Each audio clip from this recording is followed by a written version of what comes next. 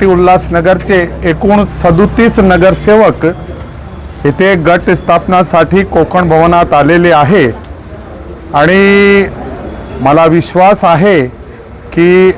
आमचे जे लोक सगळे निवडून आलेले आहे ते लोक उल्हासनगर महानगरपालिकासाठी चांगल्यापैकी काम करणार आहे आणि पूर्णपणे आम्ही एकत्र आहोत आणि आपण इथे सगळे माध्यमांचे समोर मी सांगतोय की महायुतीचा महापौर होणार आहे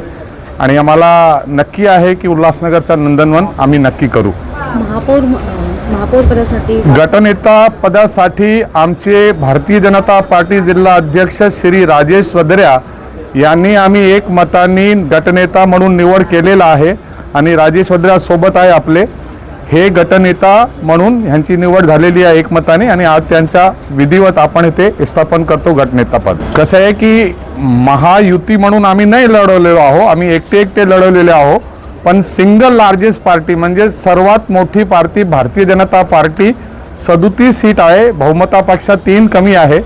पण असं पक्षश्रेष्ठींनी ठरवलेलं आहे की जे काही महापौर होणार आहे सगळे महायुतीचे होणार आहे म्हणून त्या अनुषंगाने आम्ही इथे हे आपल्या समोर विधान करतोय।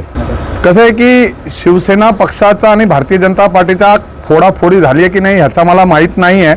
पण 37 आम्हाला होती, 36 त्यांना होती, बाकी 4-5 नगरसेवकच होते म्हणून बहुतांशपैकी महायुतीने आपली जागा जिंकलेली आहे।